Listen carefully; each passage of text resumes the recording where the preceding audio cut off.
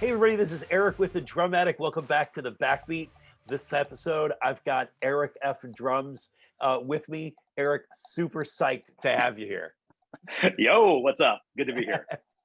Dude, we were talking before, it's just so surreal to like have a real-time conversation, with people we know from the internet.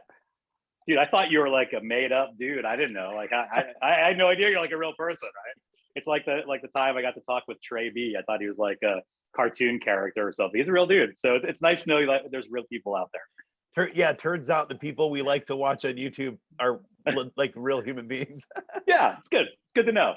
That's awesome. That is so cool. Well, yeah, tell me a little bit about how you got into playing the drums. Ooh, well, I'm pretty old, so it was a long time ago. I think I was probably 8, maybe.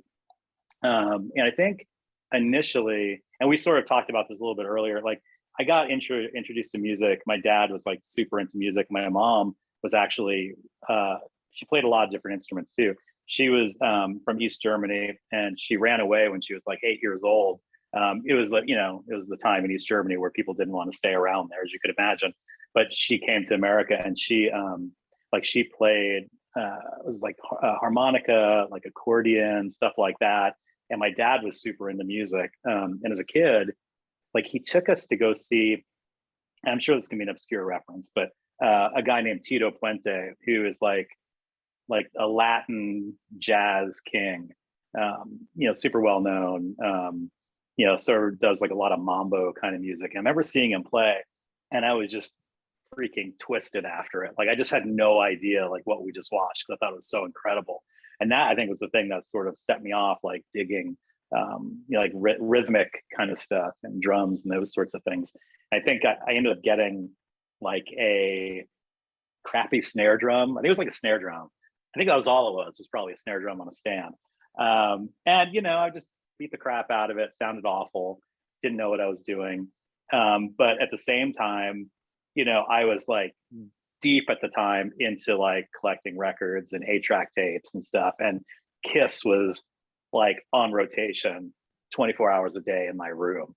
And then, going from like Tito Puente to hearing like Peter Criss, maybe not the best drummer in the world, but man, he absolutely was the best drummer in the world when I was 8.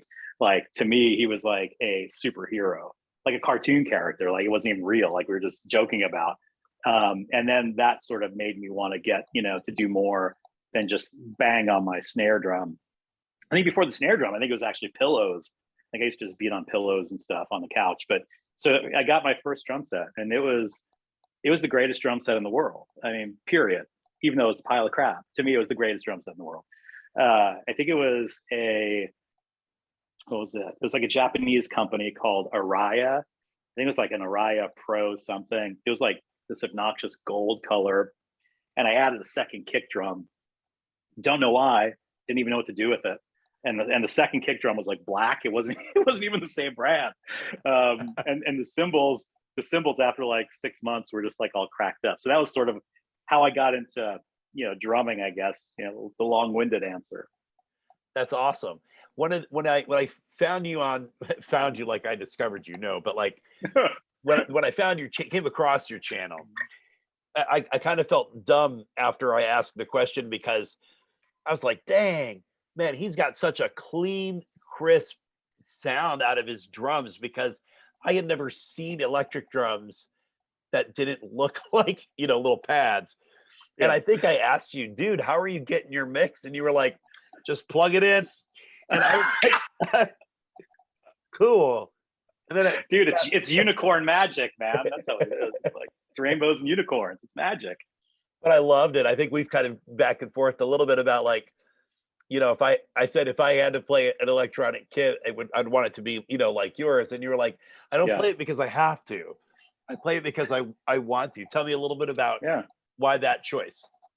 I've had regular kits. We got a Ludwig Breakbeats kit here that I've got for my son that I still mess around with. I love regular acoustic kits, don't get me wrong. The difference is, like, when I sit down to play, I hear something in my head, and it never comes out that way on an acoustic kit. And it's because there's overtones and ring and just buzzing and stuff that you can't control. It's just part of having a wood instrument with skins that you're bashing on, right? I mean, it's just part of the deal. But I want it to sound sort of the way I want it to sound. And with like an electronic kit, it lets me do that. Like however I want it to be, that's how it's going to be. And I can still have overtone, I can still have ringing, but I can control it. I can dial it in however I want. I love that. And it's just, to me, it's way more fun to play because, it's easy when you're a drummer to say, I want all these different sounds, but then you have to buy different kits or a million snare drums and all sorts of different cymbals. And we should buy a million snare drums. I know, because you're making them, I guess. So that's great. Yeah, we should buy all snare drums. But the point is, like, you have to have lots of different kits generally to get those sounds, or you have to spend a ton of time tuning and retuning and adjusting. And I just want to sit down and play. Like, I don't want to do that stuff anymore. I've done all that for the first 40 years of playing. Like, so I just dig it because it's convenient and I can do my recordings and it just sounds great. Like I always laugh when I get, comments about how great your recordings sound. It's like, well, I flipped the switch. I mean, I flipped the switch. I mean, does that mean, there's more work to it than that, obviously. You have to program the kits and make them sound good. But, if you have a really good module, like I use a Pearl Mimic Pro, I mean, it just sounds night and day different than like a Roland module or something that sounds super processed. So yeah, it's just convenience, I guess at the end of the day, and the sound that I can get out of it. That's a cool explanation, because typically when if I chat with people or I've heard other people say, it's usually because of the neighbors. Oh, well, no, we got a big house. I don't think anyone really cares here, but I could see that. I mean, that would be great. Yeah. And don't get me wrong, before I had this kit, I did have like a Roland kit. It was sort of a bigger, Roland, like traditional Roland pads, the rubber cymbals. I have a stack, you don't see them over here, but a stack of old rubber cymbals and stuff that I should probably just give away or sell. But, and that was fun, but man, it never felt right. It just never felt right. And anyone who tells you that they're playing on one of those kits and it feels good, it doesn't. It sucks. I mean, when you're hitting a rubber cymbal with a piece of wood, doesn't feel right. When you're hitting, a shell that's this deep with a really tightly stretched mesh head, it doesn't feel the same. So like, even though it sounded good, I felt like I was sort of like a big faker because it just didn't feel good. And I don't know. I didn't like it. That didn't last very long. Gotcha. Yeah, because I love it. And I mean, the finish and everything, and we could talk for hours just about gear and stuff, but I don't want to do that because no one cares about that. No one's talking about that. I need you to build me something. I need, you should get into like putting some triggers inside one of your killer snares. I'd be all about that. You're the third person to say that. Oh, really? Cool. Yeah, Ashwells and Daddy Drums said that. Of course. To me. Of course they would. Yeah. So I've kind of been like researching and toying around with that as an option. So that could that'd be amazing. I just want to make sure that if we do it high end.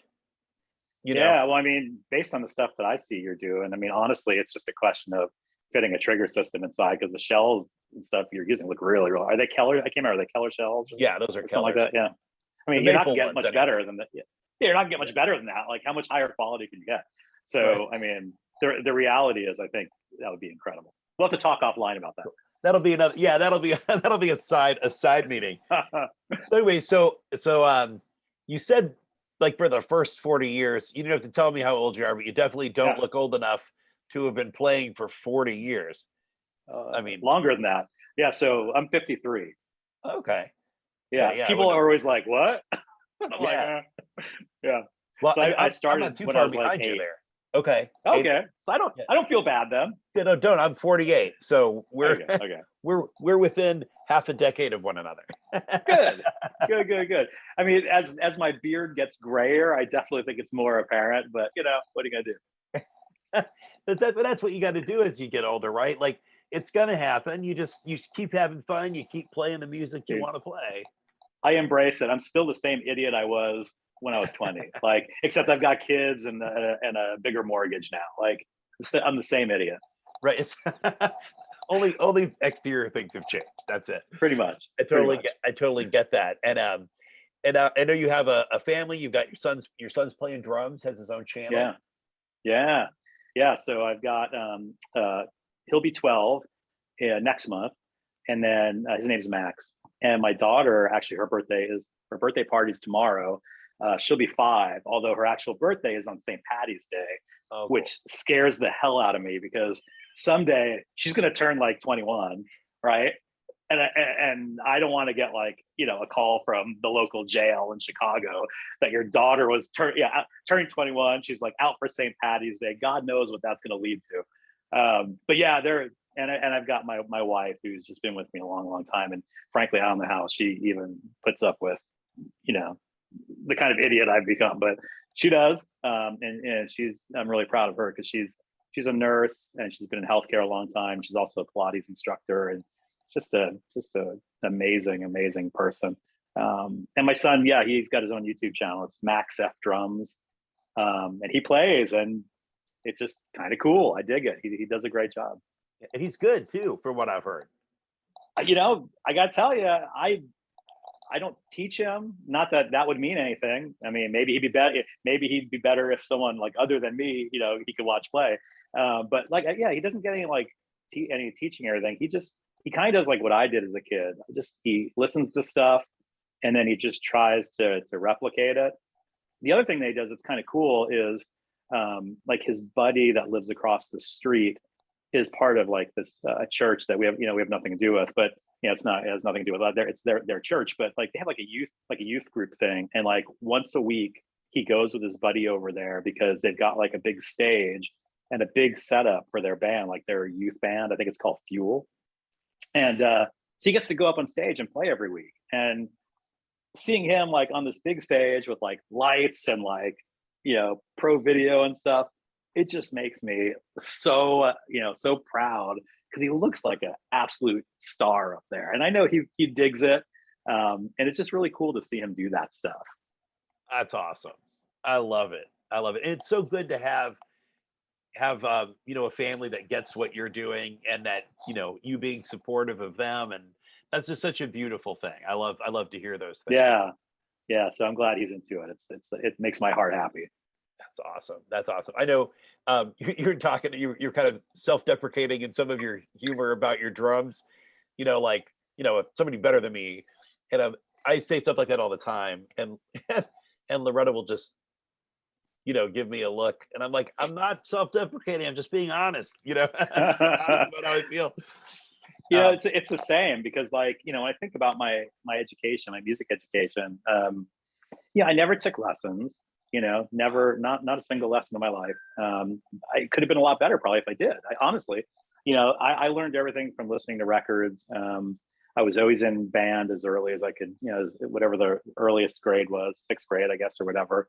I was in like jazz bands and stuff. So I played the kit, those years of high school, in like jazz bands and stuff, but I never had lessons. So, I see all these other guys like John Hoff, drum LCK, like the dude's a teacher, right? And he's got a YouTube channel. And like, I see him just do his stuff. I'm like, man, I hear these guys geeking out over like, rudiments and like all the, sort of drum education lingo. And I'm always kind of jealous. I'm like, I wish I would have done it. But then also maybe if I had done that, I wouldn't have found the way that I did and just sort of did it on my own. And I don't know. So I don't know that it's right or wrong.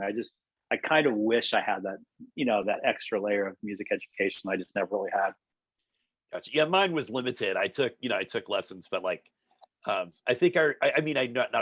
know what a paradiddle is. And same. I'd have to look all the other ones. That's about it. I mean, like I know the basic ones, right? But it's like I never was forced to go somewhere every week and like, learn stuff and regurgitate it. It was just like, man, I was deep in records and 8-tracks and all my favorite bands. And I just wanted to be those guys.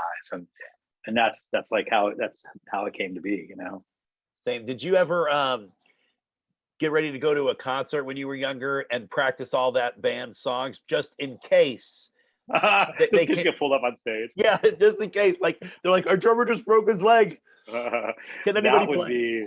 That would be unbelievable. No, I never did because I think it's always a long shot unless it's like a Foo Fighters concert or something where they actually pull people up on stage. Right. Yeah, no, never did. Maybe I need to start doing that. I don't know. I did it all the time. I was like, just in case, just in case, man. You never know. You may get your call. You may get called up to the big leagues. Right. It could happen. It could happen. True. It never did. True, man. But it could. Well, at least you were prepared just in case. It would have been a train wreck when I was 14. It would have been awful. Now I'd still be nervous, but I'd be like, I might be able to do this. Okay. Anyway, so obviously you love music. I think that's just an awesome thing, and you love what you're doing with the drums. And when you're not playing drums, when you're not making kick butt videos, what do you like to do? Well, I mean, once you're a parent, like I think things change a bit, right? So I spend a lot of time with my family. I'm not like an exciting dude. Like I'm just happy to be watching movies with the kids and my wife, or just going out to dinner even, or the random date night with my wife, which happens like every Halley's Comet. Like whenever Halley's Comet happens, like that's about when we get to have a date night. So I don't, I just love going to concerts. Like I'm a sucker for like any show. I don't even care what kind of music it is. Like to me, any live music I'd be down for. Got a bunch of concerts this year I've gone to and that I'm going to. Also, like I collect some stuff. Like for some reason, I had like a proclivity to to buy like watches, like wristwatches. I got into that like, I don't know, probably 10 years ago, and I found out like that it's probably a worse habit than buying music gear or cars or anything like that. As far as like, it's a very expensive habit, but for some reason I got into it. I don't know, like that's another thing I dig. Love going out to movies, love to travel, although that hasn't happened a lot lately. I used to travel a lot for business, and that was always fun. But yeah, I mean, nothing super exciting, man. Like being a parent sort of tames things down, unfortunately, at least for us it did. Yeah, no, same. And like Loretta and I mean, we love to be around people, but I'll tell you what, I do love just our sitting on the couch with our dogs, eating dinner and watching a show or a movie. Or sitting on the deck in the back, like when it's nice out, and just like hang out on the deck all day. Like honestly, it is just so lame, but that's the stuff I love, because at the end of the day, like when you die, at some point, like you don't. Those are the kind of times like I want to remember, like at the end of days, right? Like whenever that day comes, I just want to remember that I spent time with my family. I mean, none of the other shit matters, honestly. So really, it doesn't. You're not going to be like, I wish I had covered that song on my channel. yeah, totally. I might, I don't know, but who knows? Darn it, I never got around to. Yeah. But that stuff just isn't important. It's not important to me. That's good. That's a great philosophy, and it's so easy. I'm an obsessive kind of person, so it's easy for me to kind of get so pulled into what I'm doing. I have to consciously be like, this will be here tomorrow. At the end of the day, this isn't the most important thing I'm doing. I will say that I'm very similar though, right? In the sense that if I'm working on something, like whether it's like editing a video or whatever, like I can't necessarily, like I gotta just finish it. If it's gonna be like an hour or whatever it is, I gotta just finish it, because I gotta get things off my plate so I can just move on to whatever the next thing is. So that is maybe a shortcoming I've got. Gotcha. Well, that's cool. I love what you're saying about date night and time with your family, and that stuff. I think it gets lost in such a busy culture here in America, and totally. So important. There's nothing more important than that, than family. Those are your people, and I agree, man. 100%. Yes, I wish I had a cooler answer, but yeah, that's it. Yeah, I like to skydive. Yeah. Like use one of those wingsuits where you jump out of a plane with a wingsuit on. That's what I like to do. I'd be way too big of a chicken for that nonsense. Totally. Like it looks cool on film, I'd be like, that would be amazing. Well, I remember like years ago, I did parasailing. Like I was in somewhere off the coast of Mexico. I can't remember where it was, and I remember like I was really high in the sky, and I remember looking down, and like it's like a postage stamp. Is a speeding boat. It's like a postage stamp. I'm like, how am I going to get back down on that? Like, I remember thinking like, there's no way in hell I'm going to be able to get down onto that thing. And I just remember thinking like, this is the worst decision ever. It looks cool when you see it being done, but then when you're up that high, it's like, get me down. Yeah, this is great. Yeah, so that was it. That was my that's as cool as it gets. That's awesome. But that is cool. And we learned that Eric is a avid watch collector. Oh, Who knew? Dude, it is a slippery slope, and it is a rabbit hole. The only good, yeah, I don't know what the good thing is about it. Honestly, there is no good thing. You always know what time it is. I mean, There's no time it is. Yeah, yeah. So that's the one thing. That's the one. Drums obviously are expensive, and that's the other thing I did. I also that's why I'm really into cars, but I don't know anything about cars. Like if my car broke down, like I wouldn't know how to do an oil change, right? Like I don't know any of that stuff. But I love the idea of having a cool car, but I have no interest in knowing like how to do anything to it. Right. So I don't know, maybe that's bad. I don't know. No, I'm with you on the car thing. I'd be like, that's so cool. But it would be like, somebody needs to fix this for me. I have no idea. Yeah. Aside from putting gas in it, I don't know. Yeah, I think like I opened the hood to take a picture of like the engine when I got it. I shut the hood and I'll never open it again. I mean, there's no reason for me to open it. Like, there's nothing in there I need to see. You know? That's awesome. I was always jealous of people that were like, oh, that sounds like your carburetor. Here, let me take a look. And I'm like, how do you even know that? But dude, I don't know that. That's an easy answer. I'll watch people and be like, I've watched years ago, watch somebody change my brake pads at least twice and still wouldn't be able to do it. Yeah. So yeah, that's another thing I'm into, but I'm not. I know nothing about it. I'm into it without knowing anything about the subject. So just like the look. I like the lines of this car. Yeah. Yeah, like I enjoy driving, and I like around us, like we're in the sort of western suburbs of Chicago, but we're out far enough to where there's like a lot of like farmland and stuff. So it's a blast just to tear around, like just to rip around those farm roads, man. I dig it. Like, but if I have to fix something, tow truck's gonna come. I'm not gonna do it. That's it. I used to have a Scion FRS before Toyota took them over, and it was my affordable. Well, not really. I paid way too much for it. It ended up getting totaled because somebody ran a red light. But there was this stretch of road where I was living at the time, and it like you came to a stop sign and you turned left, and you had like 2 miles of just straight country road, cows, horses, whatever. And I would just redline it for a while, and that's about the most exciting, dangerous thing I've ever done. Definitely haven't jumped out of any planes or even been parasailing. Dude, I'm lucky if I can make it to the fridge to get like my water bottle filled up. That's exciting for me. I don't know, like if I can get to the to the fridge and back to one of the the living room, I'm good. Yeah, I feel you. That's awesome. That's awesome. Let's see here. What else can I ask you today? So let's see. Do you want to talk about your concert that you just went to? Oh, yeah. I mean, sure. Like I love concerts. Like I said, I'll see anything. But this one was 3 bands. I took my son Max. He loves going to concerts with me. And a lot of times he's like the only kid there or one of the only kids there. But I think that's even cooler. So this was at where were we? Allstate Arena. And it was Volbeat, who is a killer band. I mean, and I've never seen them live, and that was really, really cool. It was kind of like a co-headlining thing. So it was Volbeat, and then Ghost, who is like one of my absolute favorite bands. And they're like an amalgamation of like Sabbath and ABBA, like if there is such a thing, right? Like some of it is like super schlocky, poppy, cheesy, and some of it is like demonic, sort of heavy. So it's like a really cool mix, and it's like it's their shtick, right? Like the guy dresses up kind of like a weird anti-pope, which is very strange. But you could tell, like it's kind of like going to see like an Alice Cooper show or a Kiss show. Like it's kind of like a cartoon, right? But the music is amazing. The new album just came out yesterday, which I've been listening to nonstop. But the opening band was unbelievable. It was a band called Twin Temple. I will caution you, if you go and look them up on Spotify, you're gonna be like, what the hell is wrong with Eric listening to this stuff? So they are a husband and wife, and there's a band too, which are phenomenal musicians. She looks like a dead ringer for Amy Winehouse.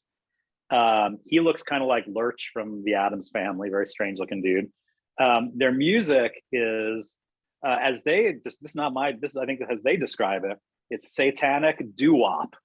So, so just if you think about like band, like girl groups from the 60s, like Ronnie Spector, or like, you know, any of that amazing stuff that came out of like the 60s, early 70s. Like, that's what it sounds like. It sounds like this woman who's got an incredible voice, kind of like Amy Winehouse, who looks like her, this kind of doo-wop music, but they're all weird themes, like weird, dark themes. So so that was like the coolest opening band I've ever seen. But I can't stop listening to them because it's like literally listening to something that came out in the 60s.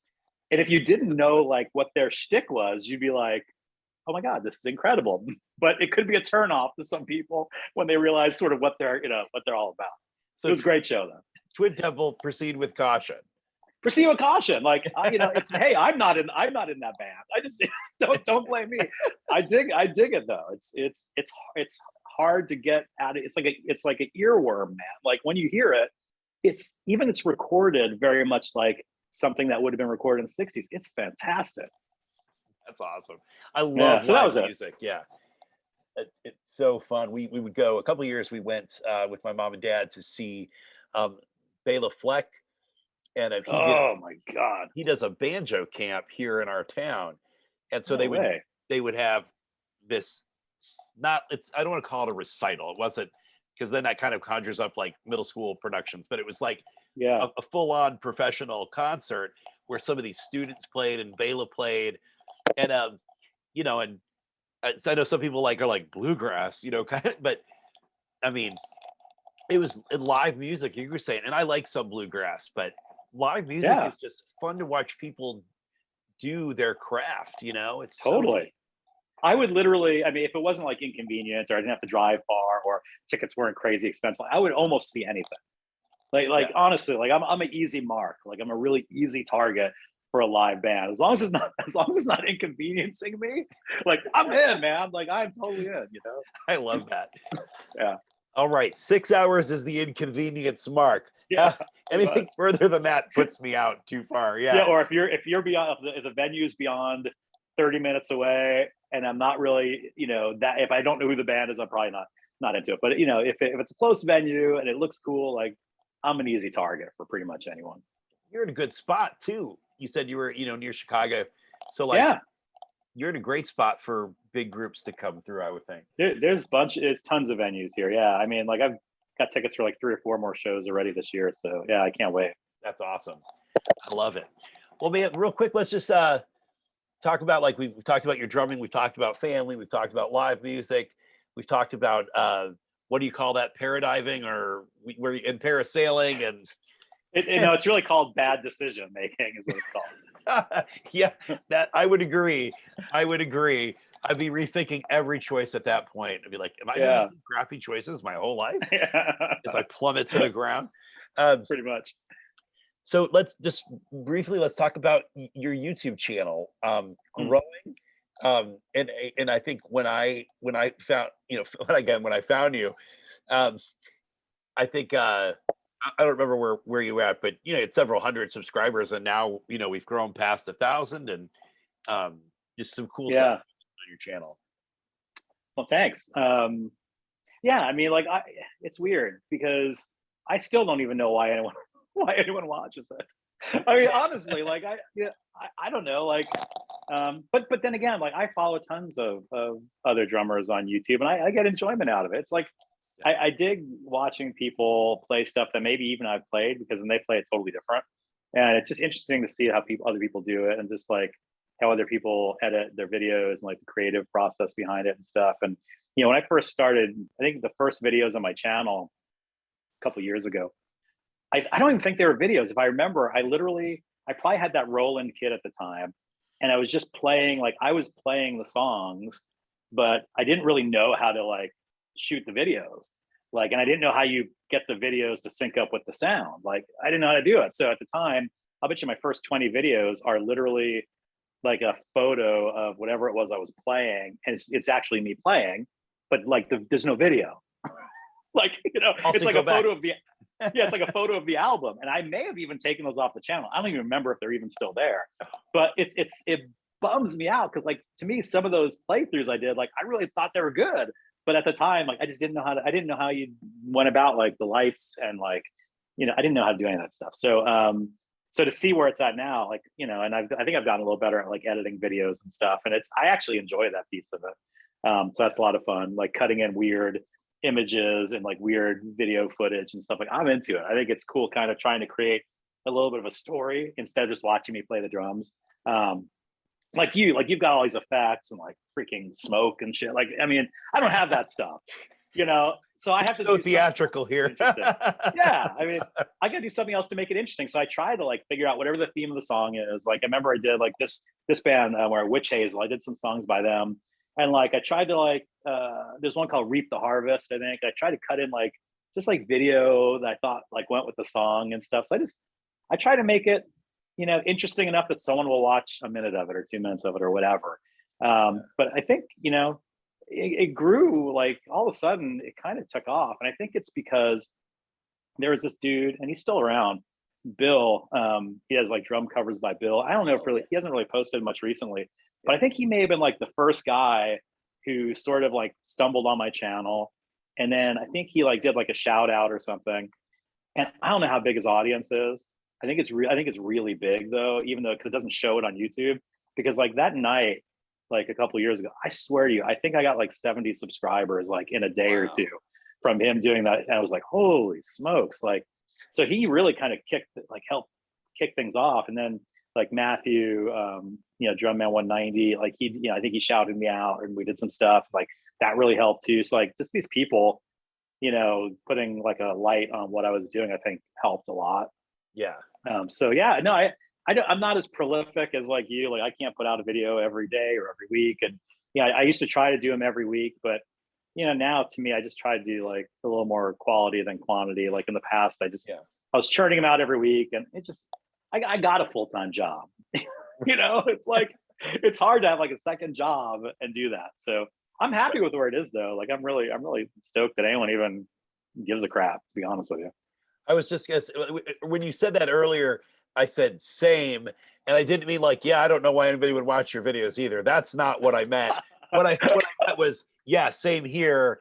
I'm flattered that anybody would take time out of their day to sit down and care about what we're doing at all. Yeah, or even like if they leave a comment. Like one of the things I was teaching Max with his channel, I'm like, you should be grateful for anyone who gives a crap about what you're doing in the first place.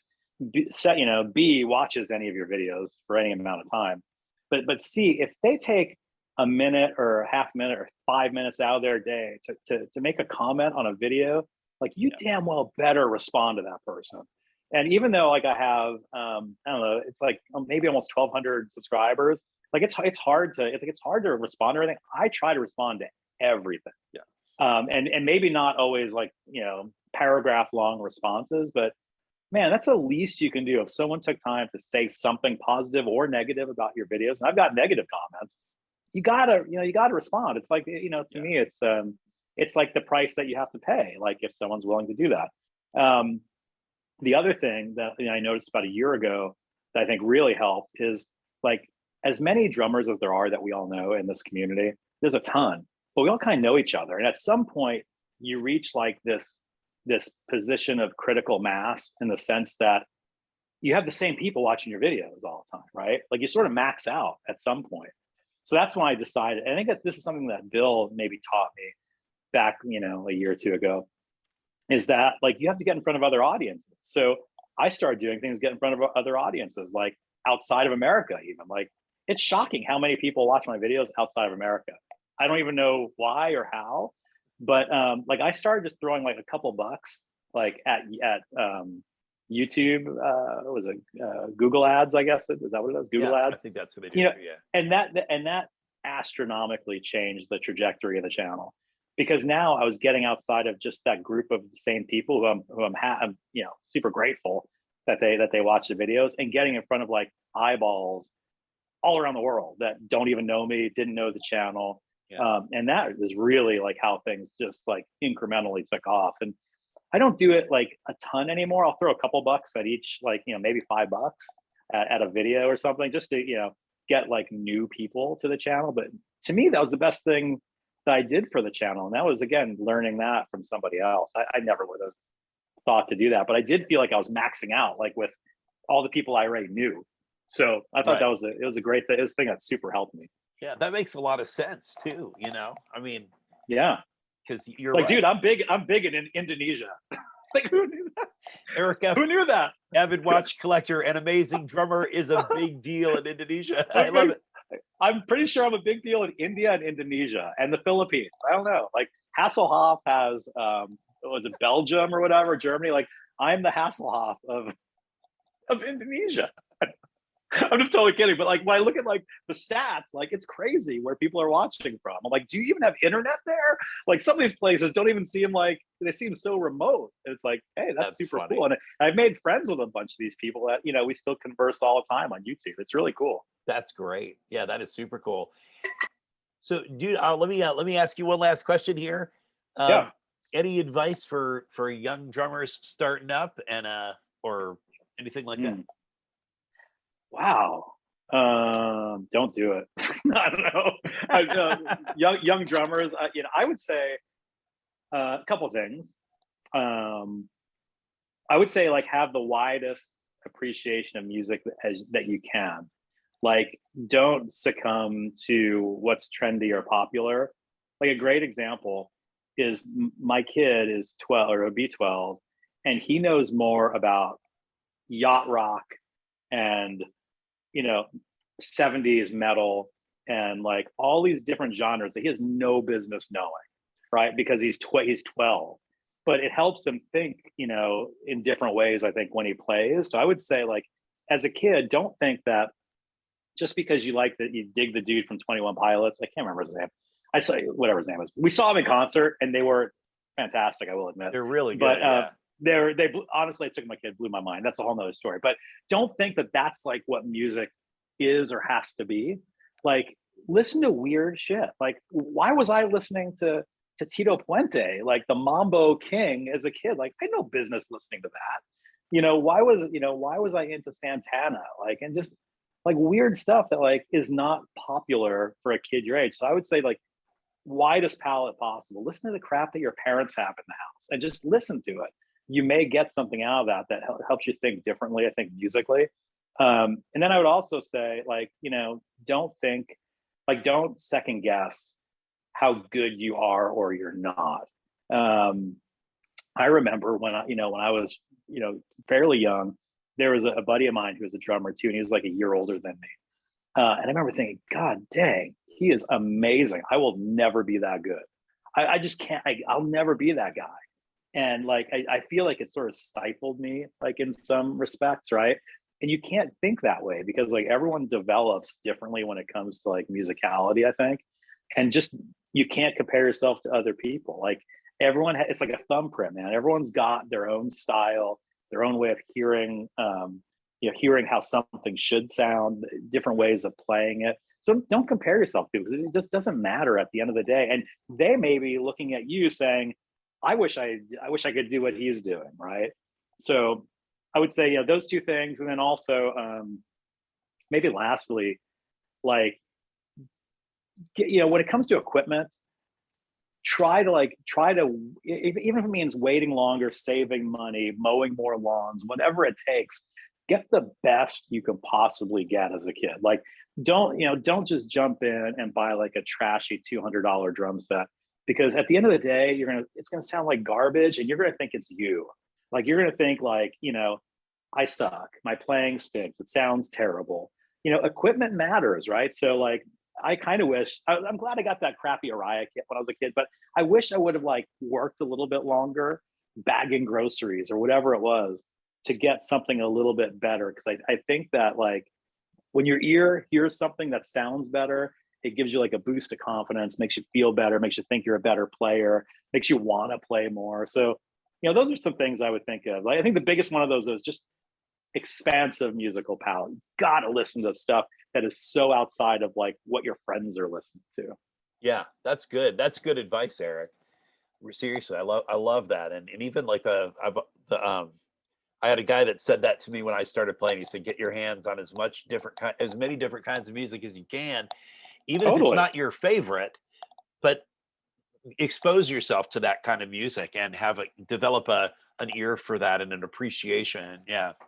Yeah, like I remember my mom would play Freaking Anne Murray. Do you know who Anne Murray is? I know that. I don't think I've ever heard any She of was her like music, but she was like a Canadian, like 70s soft rock, whatever, like, you know, terrible.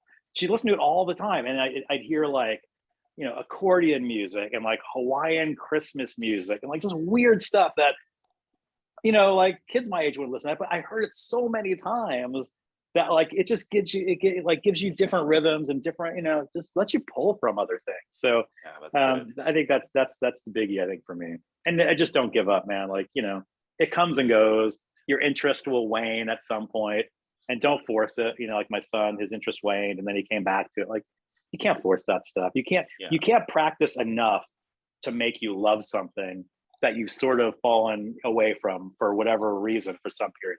You can't practice it out of you, I don't think. no, that's good. That's good. If you love it, the practicing will come because you want to practice. Yeah, absolutely. Well, dude, that's some good stuff, and even the stuff about the gear. I think that's right on, because then you get discouraged and you're like, I quit. And it's really like, if you spend a few $100s more, you might have had a different experience. You know, make sure you have stuff that plays right, that tunes right. You know, you don't have to spend $5,000 on a DW kit, you know, but you know, get good heads. Just get some really good heads, and, you know, take time to tune your drums up properly. Get good cymbals so they don't sound awful and give you a headache because there's trash can lids. I mean, that's how I ended up with this ridiculous thing back here. Is finally I just wanted to have that a sound, right? And it just makes you want to play more. So as a kid, like, I think it's starting off right, like with some decent gear. It doesn't have to be expensive. Just take good care of it, slap good heads on it, tune it. Don't, you know, a lot of kids don't ever tune their drum kits. And they wonder why it sounds like, you know, something dying in the room. Time for a new drum set. No, slow down. Time for new heads. Yeah, pretty much. Well, Eric, I respect the heck out of you as a player. I love watching you play in your videos, and you are every bit the amazing human being that I've come to know through posts and through our conversations on Instagram and things like that. So thank you.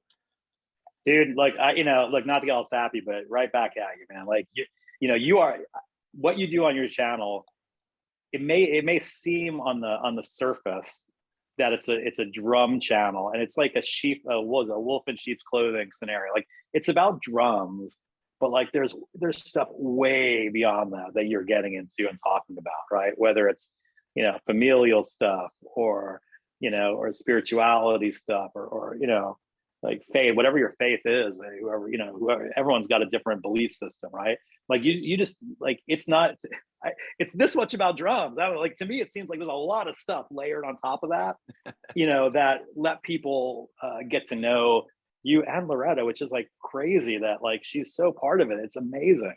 So like, you know, so to me, like, I get that you're a drum channel, but man, that to me, that is like, that's a sliver. That's like the piece of the like glacier that sticks out of the water, right? There's like all this other stuff beneath it. So I appreciate the hell out of the stuff you're doing, and Loretta, and that you guys could be like best buds doing this. It's freaking amazing.